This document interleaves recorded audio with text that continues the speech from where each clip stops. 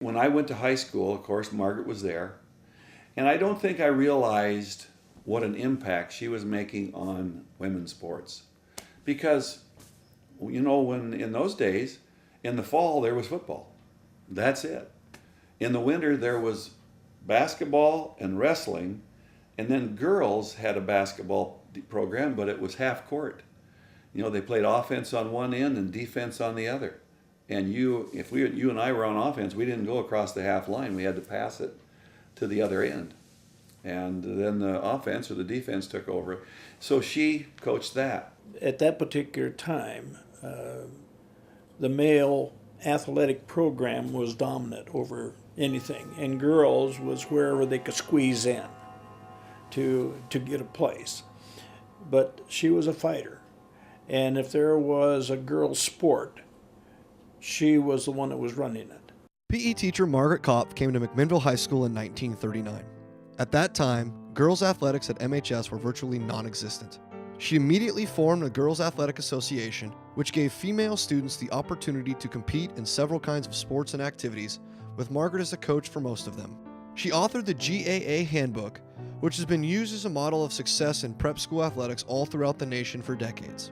In less than 5 years, she developed and organized female competitions for badminton, basketball, bicycling, bowling, gymnastics, horseback riding, hiking, ping pong, skating, softball, swimming, tennis, track, and volleyball.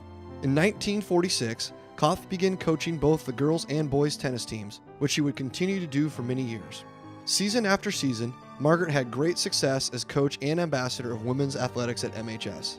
She coached countless league championship teams and several individual state champions, such as former inductees Diane Peterson and George Allison.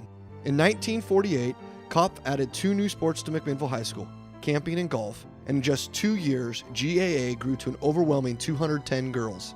With Margaret as the leader of the association, her positive influence grew to an all-time high by teaching and/or coaching nearly every female and several of the male athletes at MHS. When I started teaching and she was there and could see what she had done and was doing, she certainly deserved the award that she received. She was the National Women's Coach of the Year. She was trying to get as many girls' programs going as possible. There was absolutely, I'm sure, no money for it. I doubt if she got much pay, if any, for doing it, because it wasn't part of the program. As the years went by, the names and faces of the young student athletes at Mackay may have changed, but Margrett Kopf's incredible leadership over them hadn't. Her astounding career, which consisted of coaching over 17 different sports spanning 36 years with countless league titles and top state finishes, has placed her in a league of her own.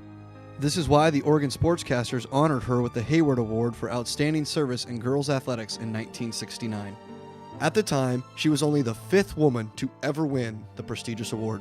In 1975, her final year in education, Margaret was the recipient of 3 more Career Achievement Awards. One from the Oregon Coaches Association and another from the Coast Valley League, both of which commemorated her for 40 years of teaching and coaching at the high school level, 36 of which were with MHS. In her final honor, McMinnville High School bestowed upon her the inaugural Margrett Kopf Award, which is now given to the school's most outstanding female athlete.